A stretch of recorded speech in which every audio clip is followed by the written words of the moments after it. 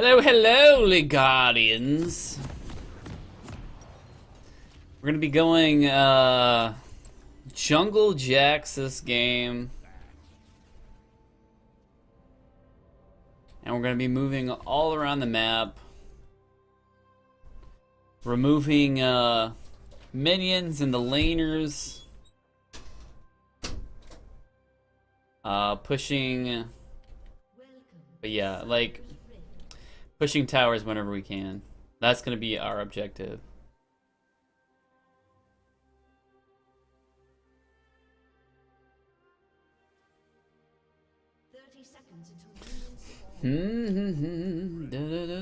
If we have to get into a fight, I suppose we will, but that's not where Jax's glory lie. And if you notice, I've gone teleport this game. Teleport is pretty darn good. Like, if you need to go to dragon, or if you need to go top, when they're doing dragon, stuff like that. I'll be taking Counter-Strike. It's not Counter-Strike, it's Counter-Strike.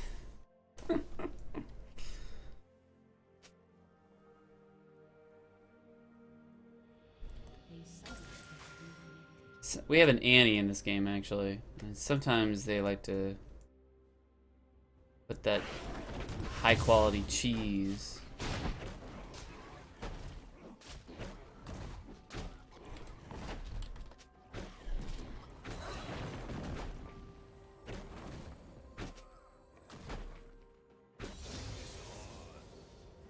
Alright.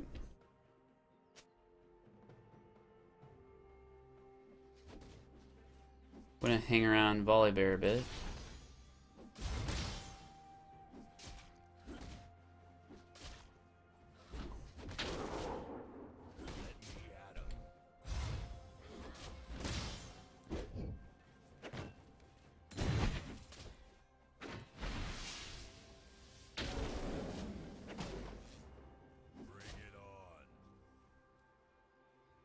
Alright.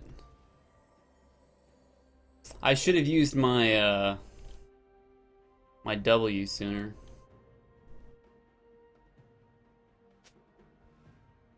To get more damage out.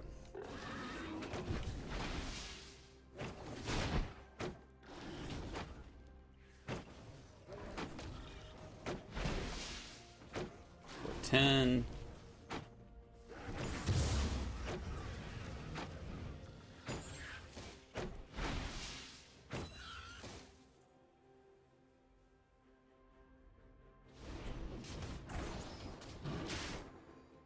Got some nice damage off.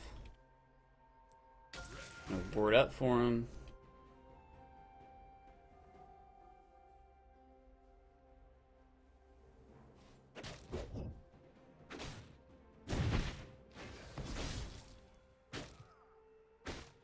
It's actually good to save your Counter-Strike for when you're out here. It's not because I've got the red buff. So I don't need to be too concerned with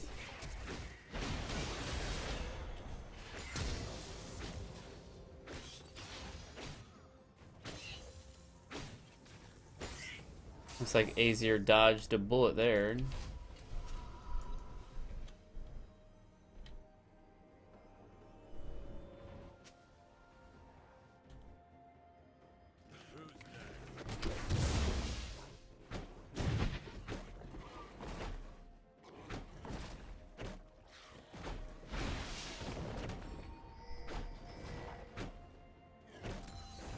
I'm coming.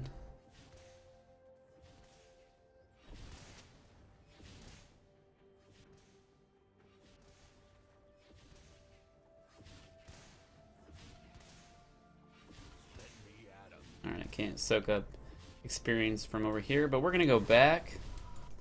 We have 700 gold. We're gonna get our first item. We're gonna get Tracker's Knife to get some vision out on the map.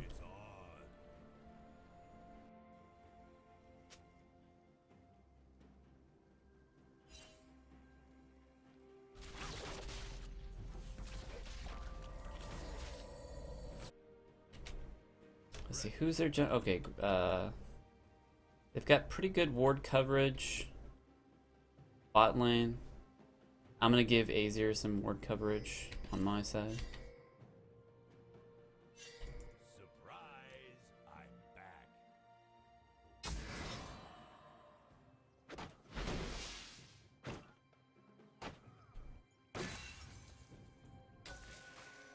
Ready for battle.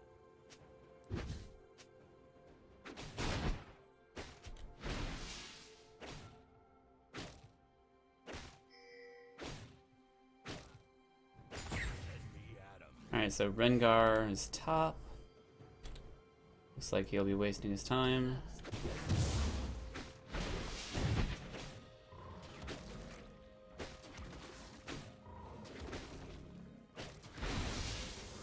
Alright, so Rengar is still top, so...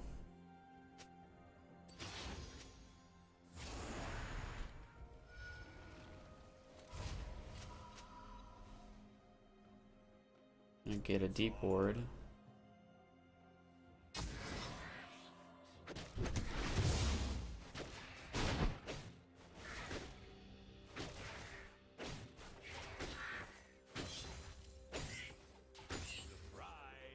I think this was warded a moment ago.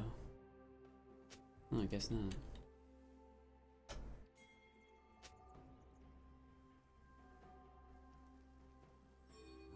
We're gonna give the blue to my Azir friend.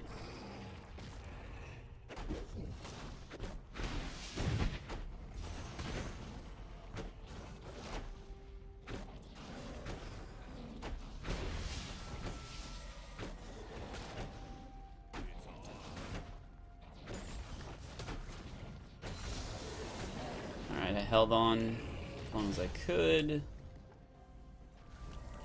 Looks like he's running for it.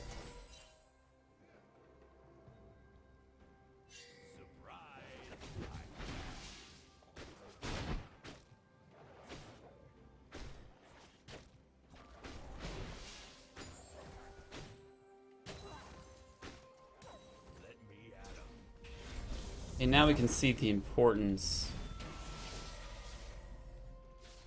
of my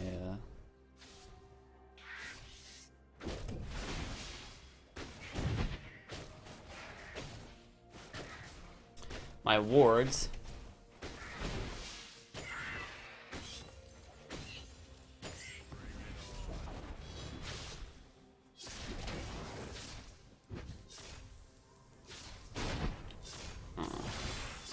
It's a bummer. Gonna ward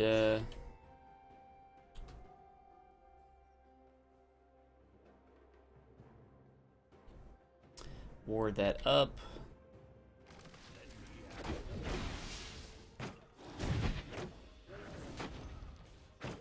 $480.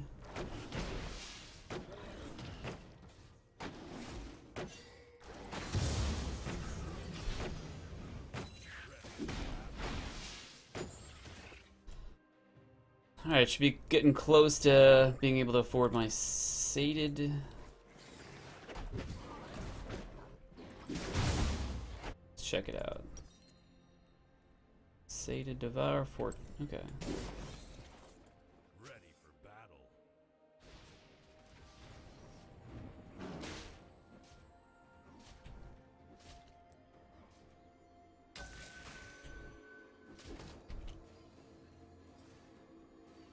Alright. So I have enough for sated. I'm gonna go back.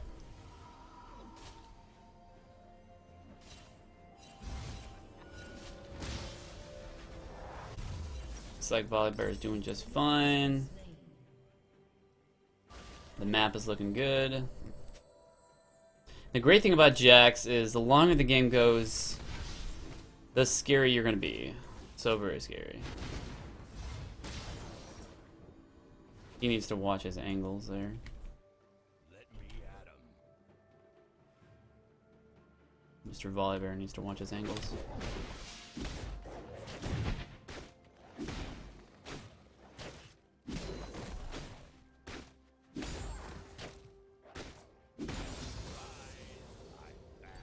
Alright, so at the moment we're maxing out Counter-Strike.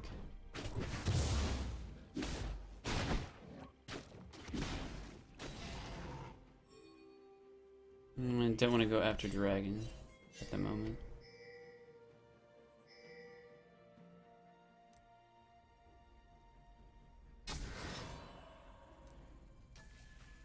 Not without proper wards.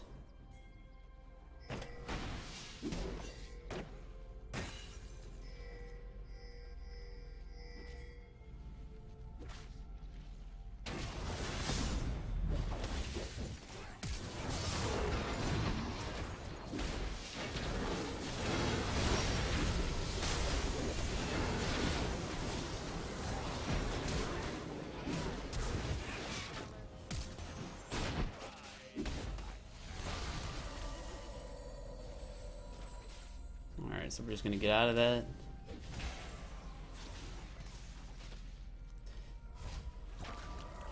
Actually, we've got some sustain. We can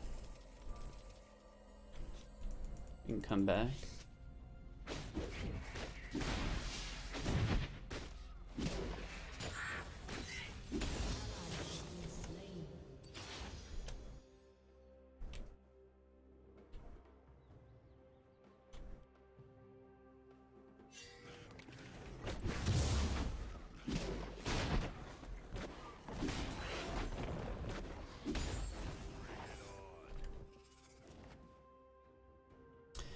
Next item, I'm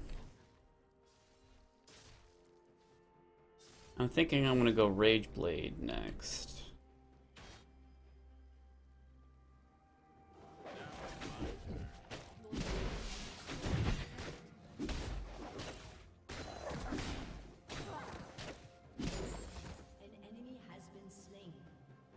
Alright, Rengar is gonna be like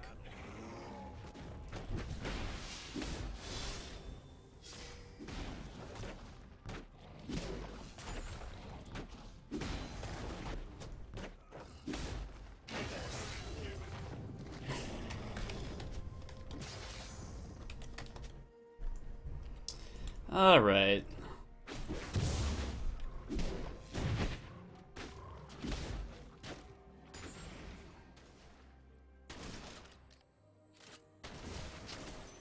That made me a sad panda.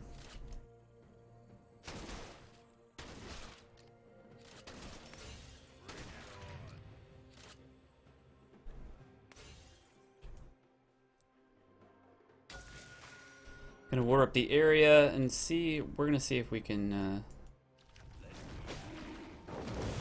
solo Mr. Dragon here.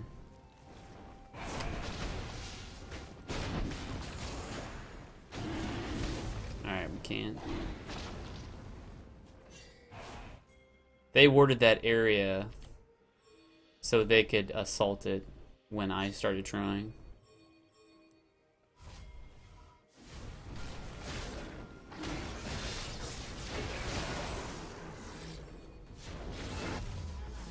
Alright, so we're gonna get some Rageblade components. Let's see, where are they? Here we go. Alright, so we're gonna get that. Surprise!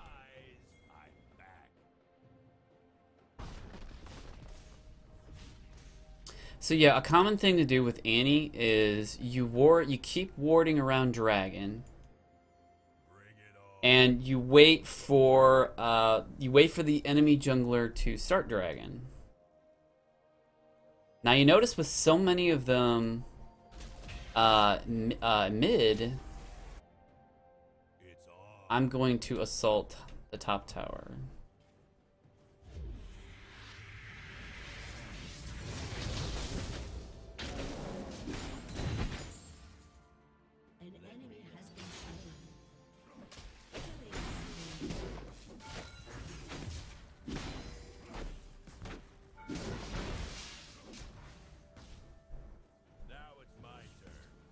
Alright, looks like the tower is going to be especially cruel to us.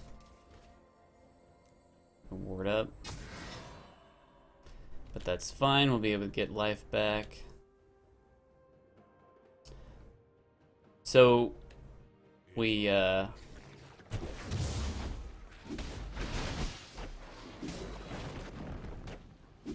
we decrease the pressure on mid because of our actions.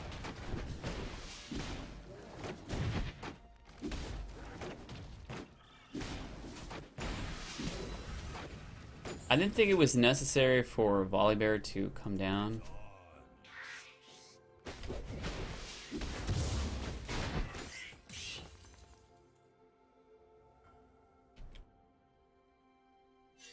Okay, so there's the payoff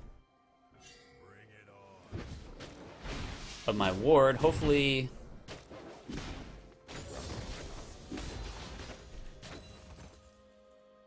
Volibear will get the information.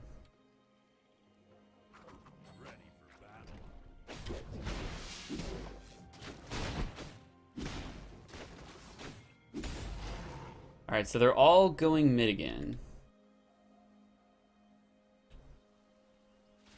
I'm gonna see if I can get some damage off on the Quinn by being sneaky.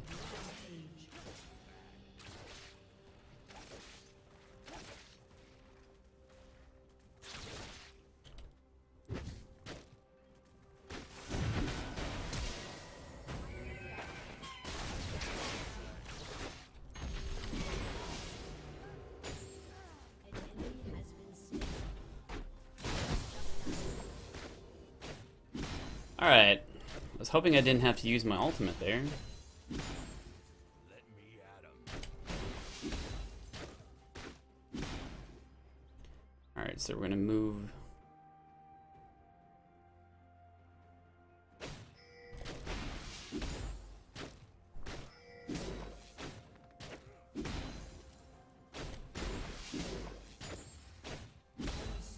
Alright, now we're gonna take off. Hopefully that'll push all the way to tower. There's Rengar. Gonna get our Rageblade. And we're gonna get some booties. And in this case, what I'm feeling is boats of mobility for this game. Ready for battle. I feel like I'm gonna be It's on.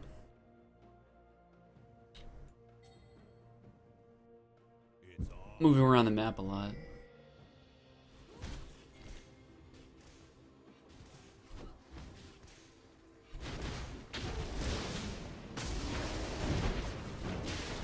There we go. Pretty simple.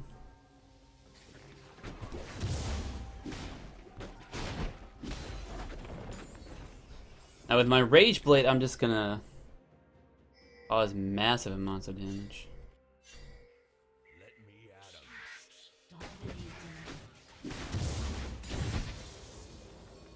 'em. Okay, so Rengar.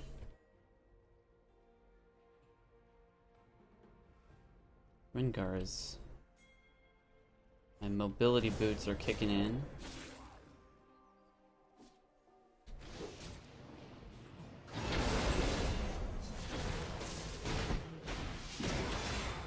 Alright. So since Rengar is dead, it poses no threat to invade his jungle. I think they can handle that guy.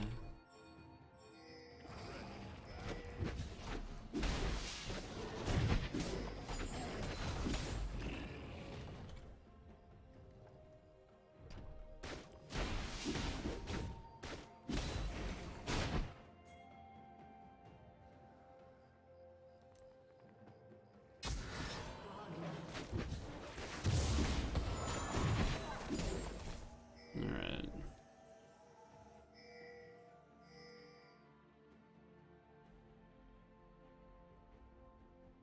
Surprise! We're gonna defend top tower.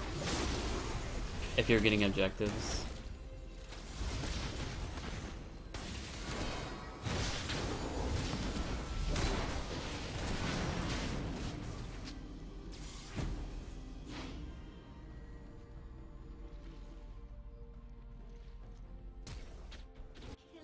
Alright, so since I like to go ham every once in a while, we're gonna go for a Steros Gauge. It's gonna make us pretty scary.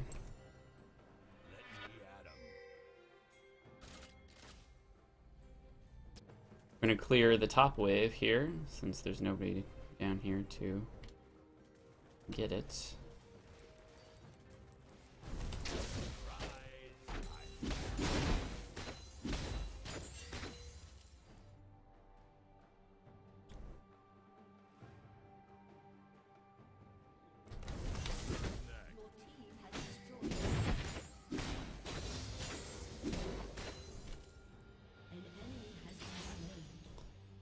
Gonna push, push, push to the tower. Double kill.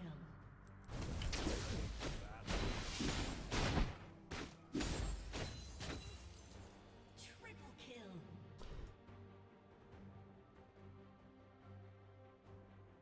Now it's my turn.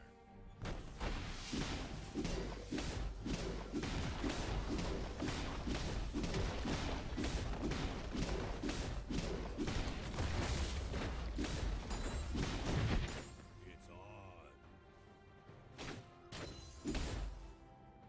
Alright, so we're just gonna let that go into the tower, Has been destroyed. since there'll be someone to defend it.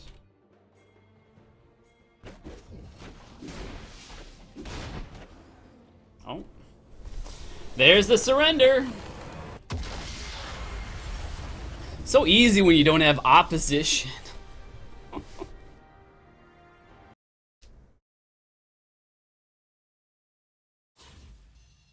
So yeah, a couple of things when their Rengar chooses to go, you know, you want like you want the easiest thing.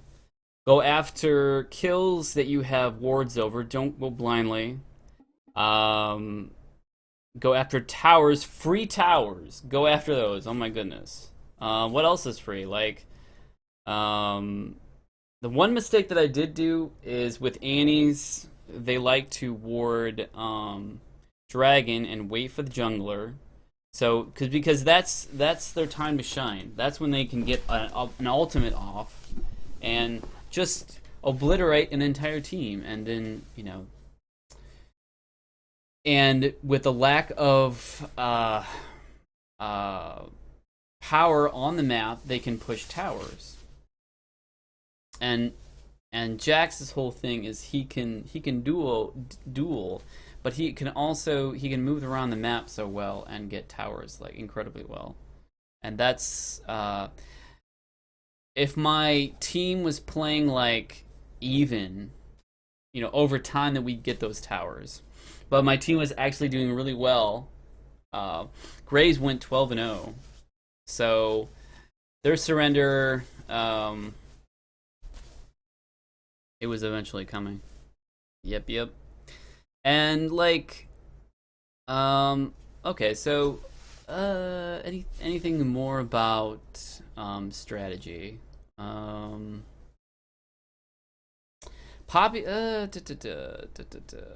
Strategy.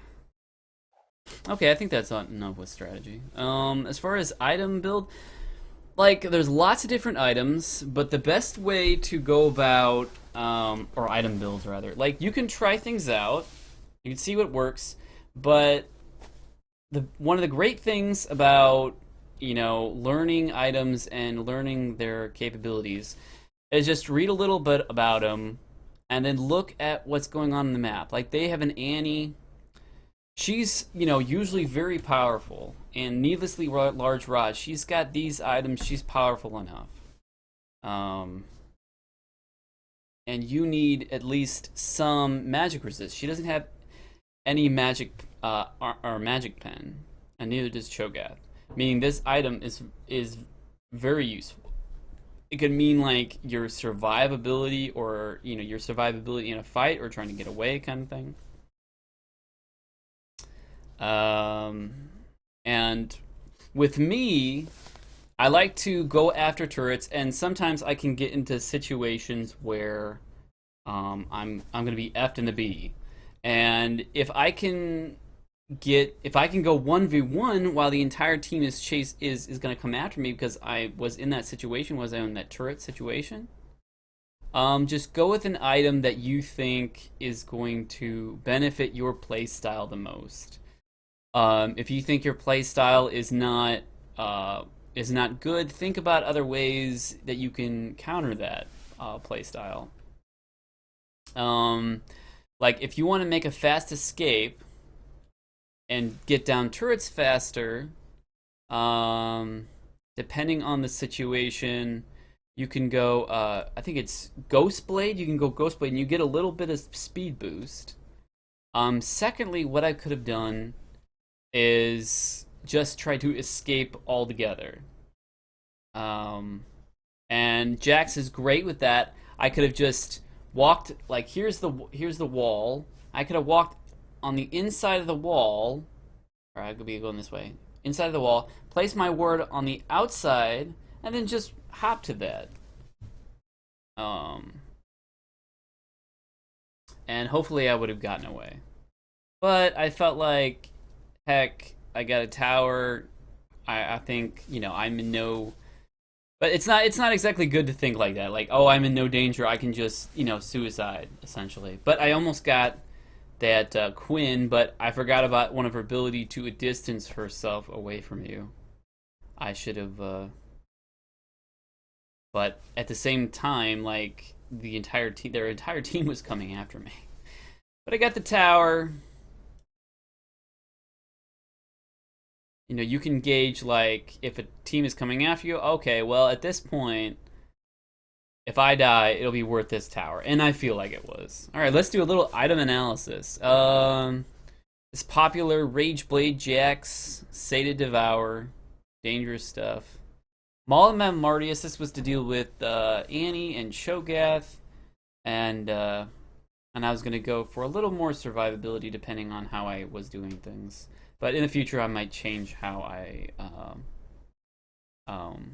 do that. Sometimes I'm like, I'm just going to jump in and have some fun with dueling. You can dole out so much damage with Jax. So fun. And it's good to, like, get into situations like that, so in the future, you can gain experience on knowing how to fight more than one person and how to use your abilities succinctly. So you can get more than one kill, or just be like, oh my gosh, who is this guy?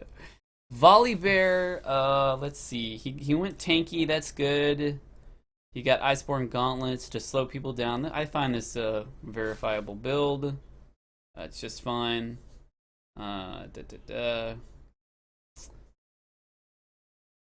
Azir, let's see, so looks like standard Nasher's Tooth. Will of the Ancients, he actually got this for healing ability. That's interesting. I feel like that's fine because he's died a few times. Taric, looks like Taric and Grace were the stars of the show. Death's Dance, dealing physical damage, heals for 12% of damage dealt. This is 33% as effective for area of effect damage. Okay. This is 33% as effective for area. It sounds like it's 60. It's area effect. It's not as effective at area effect. This 12% of damage is taken as a bleed effect. Okay, this is an odd item for Graves because he does area effect damage. Although, so if he's fighting 1v1, physical, dealing physical damage heals. Okay, so fighting multiple people isn't so effective, but fighting one person with Death's Dance, because you do have to be close to your people, to your opponent, when you're Graves.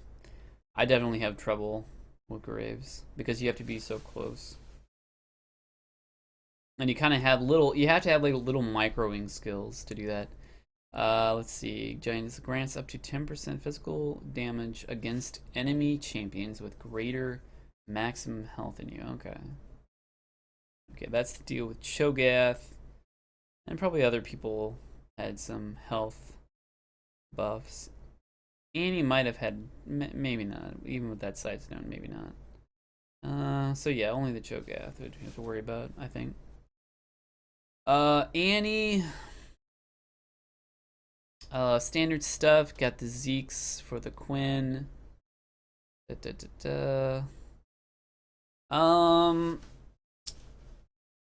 I can see like she probably thought that this was not. This is good. You can probably think that Annie would have been better with like a damage item, but maybe there just weren't enough instances because of our knowledge of how Annie works, where she could get that much damage. So to buff up her ADC, she got Zeke's Harbinger and kind of diminished her damage for a bit because she just she wasn't finding those big fights that she was hoping for. So this is good. I think this is a good example of a build, an item adjustment build, where because those big fights weren't breaking loose, is why she got Zeke's Harbinger instead of a larger AP build. You can see here that she's actually got 2 items. She's delayed these 2 items. Looks like she was building a Zanya's, and also she was building that AP Sightstone item, but they're both uncompleted. Poppy, let's see. Looks like a standard Poppy thing. The Tiamat, I don't know if Poppies go Tiamat.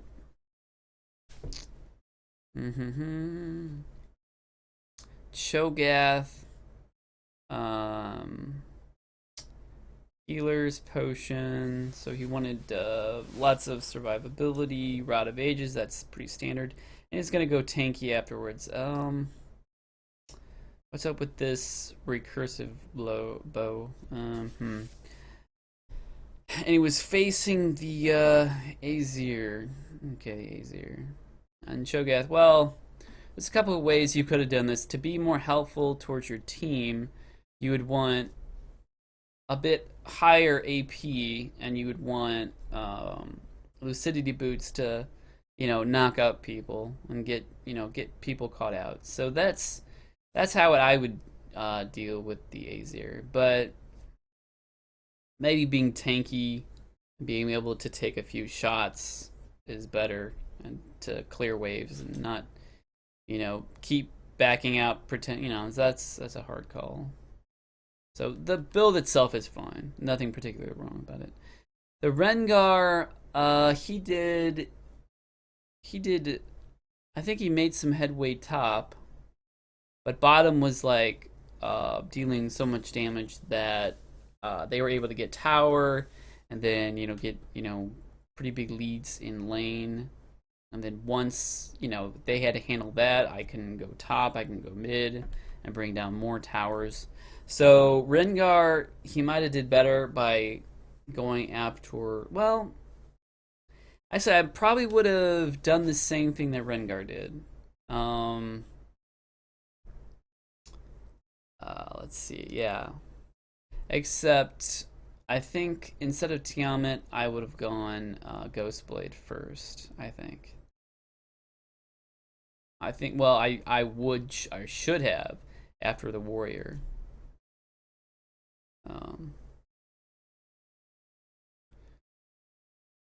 Or maybe the Tiamat helped him clear. That's still a valid item.